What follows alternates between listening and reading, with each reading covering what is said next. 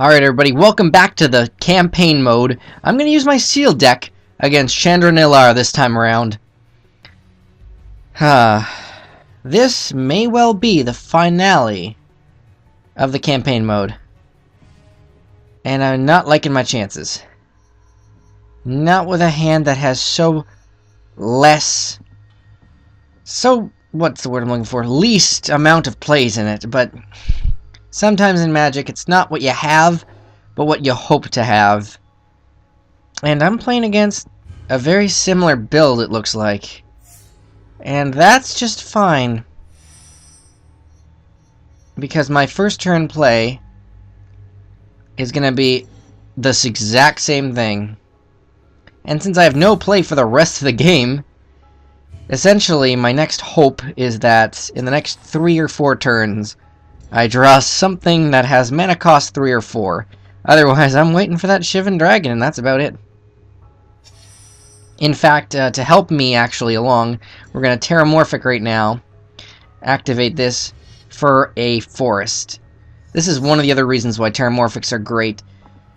They just let you choose what you need. If I didn't have one, and this was merely, say, you know, a mountain, I'd be totally doomed.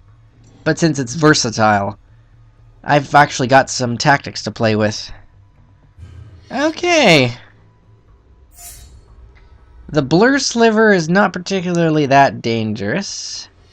Except that it also has First Strike thanks to the other one being there. And I'm not going to run into something like that this early. Okay. A good question is Fwip hopeful?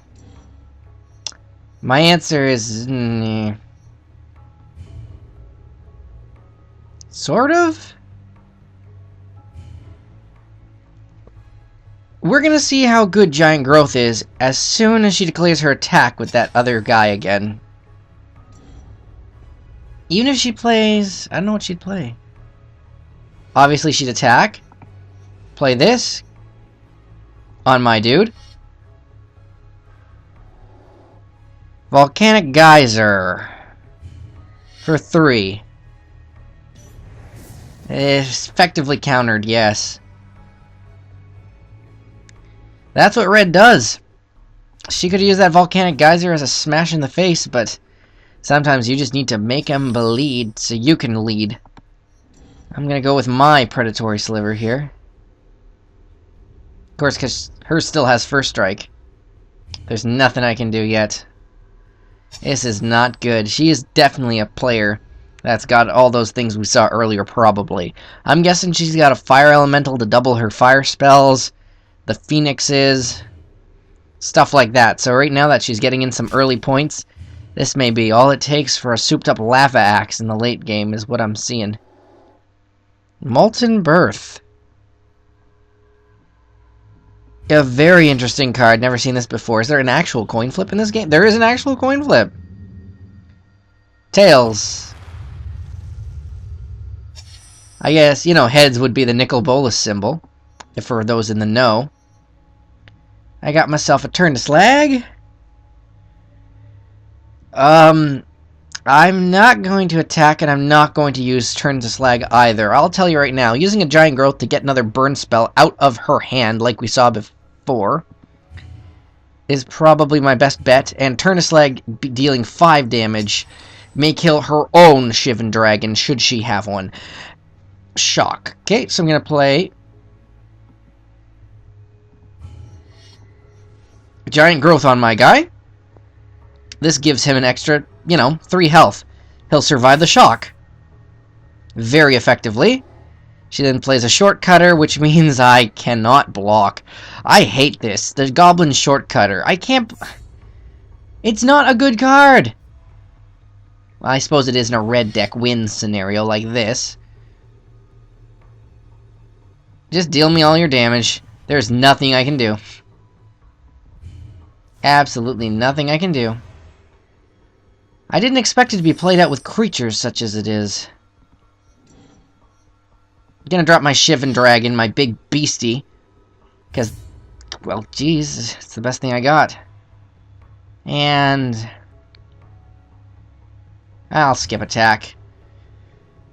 If she pulls another shortcutter trick on me, I want to at least be able to block one. Oh, yeah! What was I saying about turn to slag on a Shivan Dragon? Fair enough, my friends. Who do I block? Not the first strike guy. Oh, you know what? He blocks your stupid shortcutter. Because that's the best I got.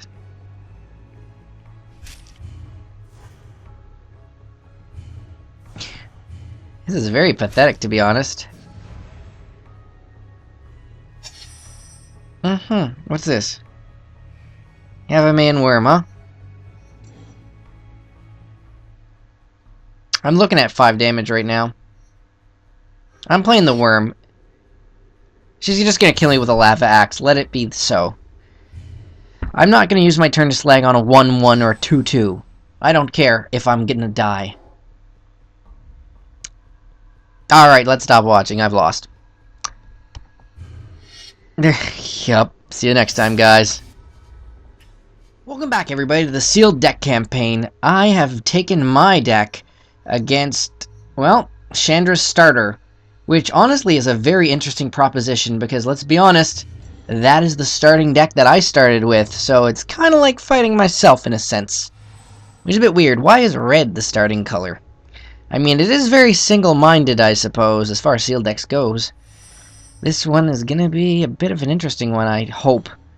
Gonna go with Young Pyromancer first, set up some Giant Growths later, maybe? Maybe an Advocate of the Beast, and then my 4-4? I'm thinking this thing actually should do some nice things. Hopefully. It's one of the new cards I added in my deck. And, it, you know, these guys, these 4-mana 4-4s, are in fact beasts. Oh, really? You're gonna shock my Pyromancer before he gets to do anything. I can understand. You see the value in a card such as that. At the beginning of your end step, put a 1-1 counter on target beast creature you control. Well, it has 3 health, so that's why I'm putting it out here. Even if she had double shocks, that's a benefit in my case, because she's used 2 shocks. And 2 for 1-ing her is good. Magic is a game fraught with fighting creatures, and that's a 4-1 elemental cat. Not something I want to run into. I'm going to go with play the Ravaging Baloths.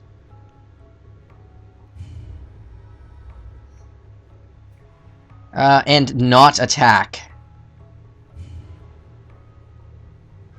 Turn my guy to 5-5, which means your 4-1 is now useless. Unless, of course, you have a shock. See, these little utility spells, they make a big difference in the game, depending on what's going on. A Blur Sliver? Okay. 3-mana 2-2 haste, which may make some, you know, first striking slivers later in the future. Be very, very annoying.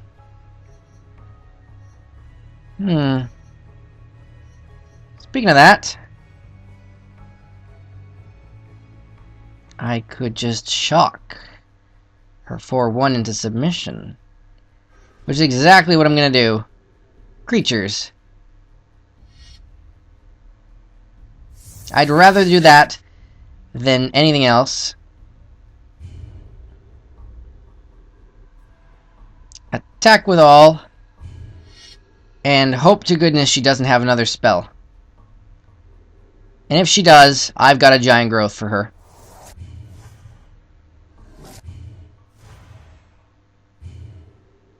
And again, my 4-4 just turned into a 6-6. Look at the value this 3-mana 2-3 is doing here.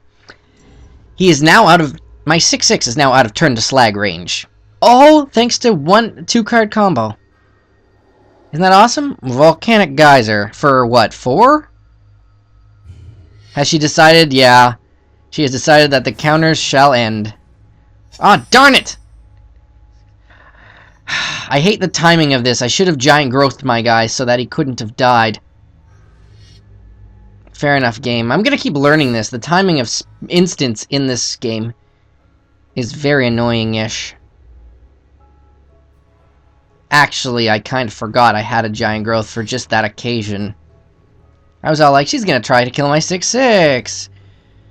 But the really good thing was that he's gonna stick around getting bigger forever if, you know... If I would have just saved the Advocate, that was clearly the better play. I mean, as it stands now, I've got a permanent 6/6, which isn't much to be worried about. But it could have been so much better.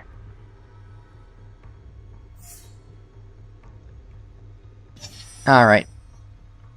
There's one thing to be said about a speedy game, and there's another to be said about me making the wrong play. Okay, so we're going to continue here, enter combat, and attack with everything. I'm guessing she's blocking the 6/6 here. Yeah, I'd be surprised if she took the 7 right now. At this point in the game, when she has 2 cards and I have 2 cards, we're both kind of just top-decking answers to each other. I'm hoping to draw a red land, so I can just straight-up kill whatever creature she tries to throw out as a blocker. Which, again, is the same shortcutter. Because if she stalls long enough, guys, she just might get something that I can't deal with. Acidic Slime is an answer to a question I don't have yet. But I will blow up one of her lands with it. I mean, that's why it's there. Sometimes Magic is a running game. In this case, she's just stopping my 6/6, but these 2 1/1 first strikes are becoming invaluable. Because they are what's getting through. It's ridiculous, but an extra 2 damage every single turn is pressure. And removing one of those lands just might make a difference if she has like a 7-drop in her hand that she's trying to play. Speaking of that, Tectonic Rift blowing up my 1 mountain is a pretty cruel play. She is, after all, mono red. She can still play a shortcutter, but she doesn't. Yeah, she's got 1 big spell in her hand that I don't know what it is. 6, 7, 8, 9, 10. Just in case, I know red has no hasty spells. This should actually straight up murder her. Advocate of the Beast is definitely the VIP this round. He turned my 4/4 Bailiff into the winning card. I've just defeated the campaign, guys. Fantastic. Well, for all I know, I think that's it. Congrats! Thanks for joining me, guys. I'll see you later.